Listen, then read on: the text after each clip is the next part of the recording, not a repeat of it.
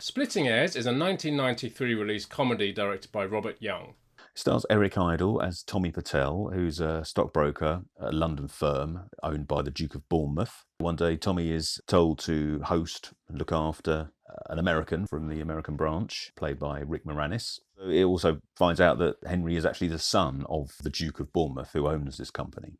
Not long after we're introduced to Henry, the Duke of Bournemouth falls off his yacht and drowns, which means Henry then becomes the owner of this company. So he's the new Duke of Bournemouth.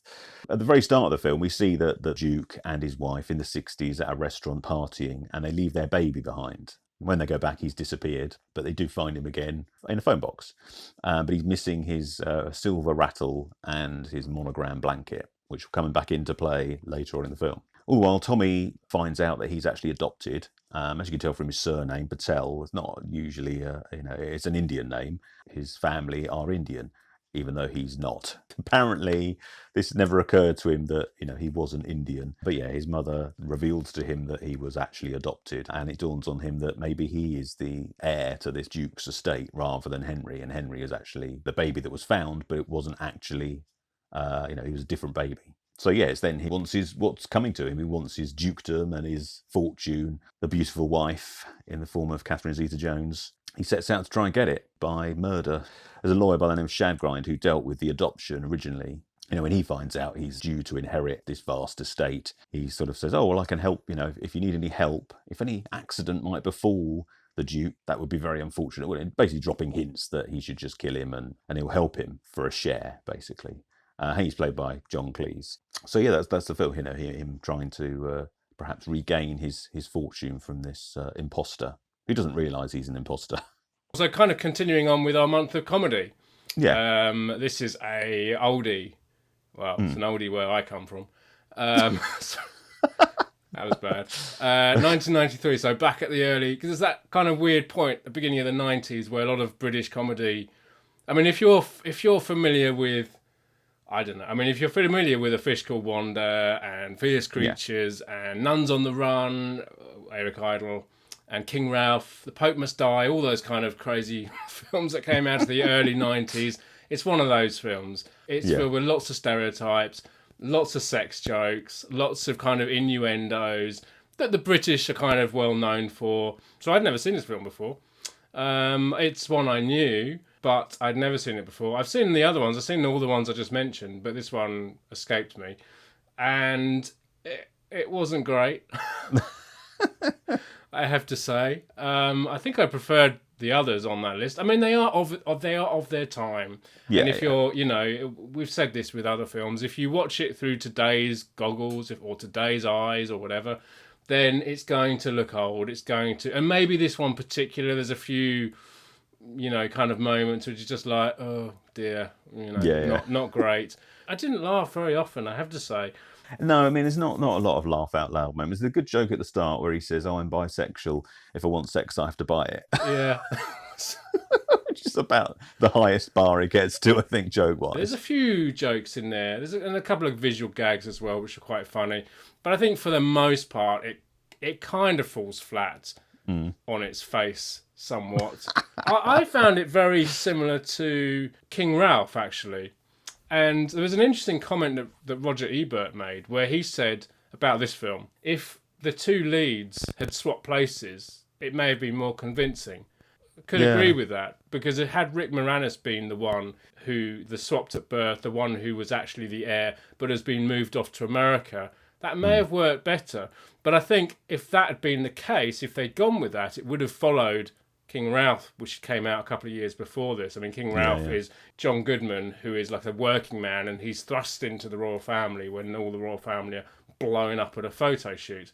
And it kind of feels more believable in a way. I mean, they're quite ridiculous plot lines anyway, these films.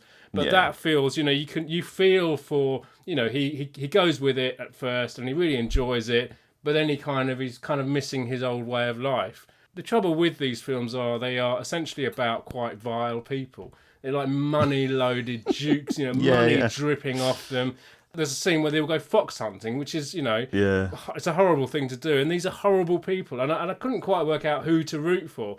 Rick Moranis he comes in and he's a bit bumbling. Well, I think he's supposed to be like this sort of obnoxious American, isn't he? But he's not really obnoxious enough.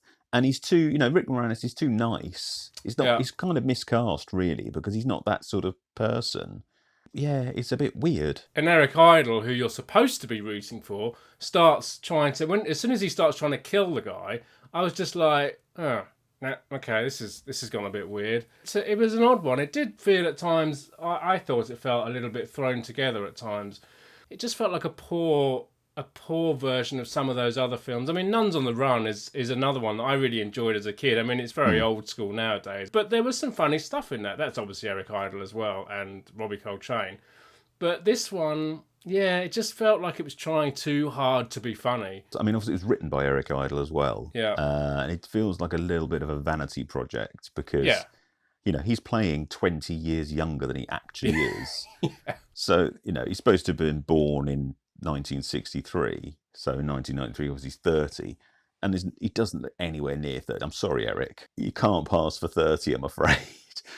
Barbara Hershey plays the Duchess, his mother, and she's 5 years younger than him. Yeah. And looks probably 20 years younger than him, to be honest. Yeah, and he's supposed to be the same age as Rick Moranis, who I think must have been like 10 years younger than him or something. Yeah, possibly. Yeah, around that. I think he was born in the 50s. Yeah. So, really, Eric? Okay. And he's got Catherine Zeta-Jones lusting after him, which is fine. Maybe she likes older men, but it just it pushes the boundaries of plausibility. Do you know who she married? Well, yeah, actually, that's true, isn't it? Yeah. Okay.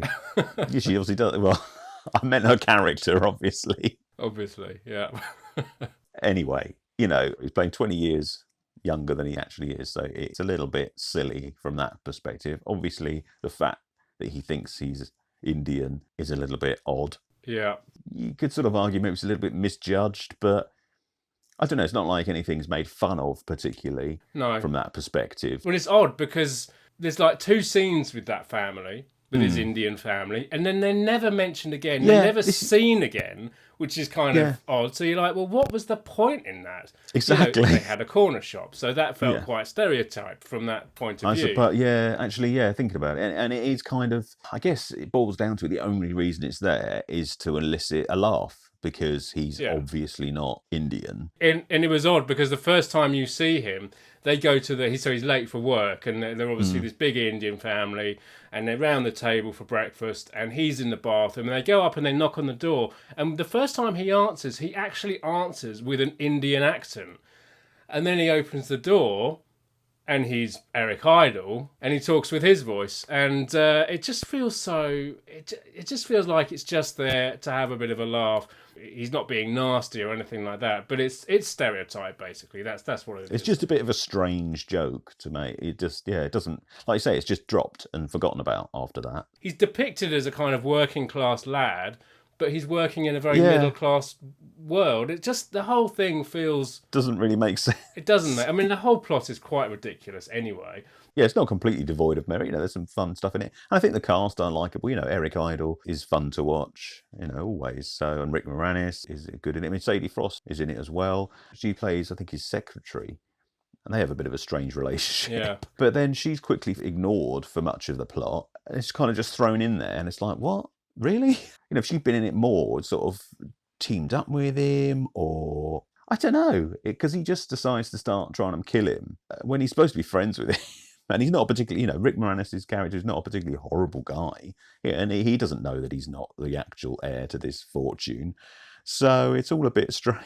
It clearly is a kind of retelling of Kind Hearts of Coronets. That is a film about, he is, the main character in that is a duke who is an heir to a fortune, but he's quite far down the heir list. And so he gets rid of all the people in front of him so he can get to the fortune, which is basically this film told in a slightly different way. So it's Eric Idle doing this kind of vanity project, using that premise from that original film, which is itself is it's a kind of a classic British comedy, that with Alec Guinness playing all the different parts.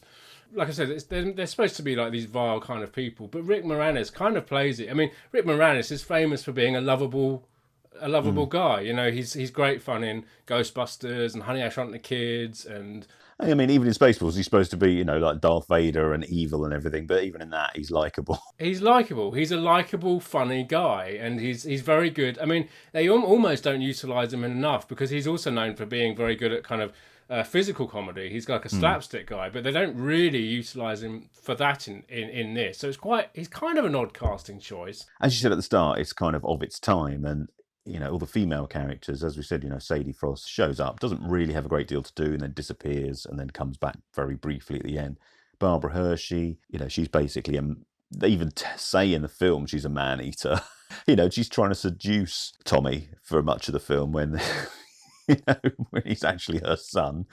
And then Catherine Zeta-Jones just wants money, So that's her motivation, is money. If you're coming in expecting, well-written, strong female characters, then you're not going to get it.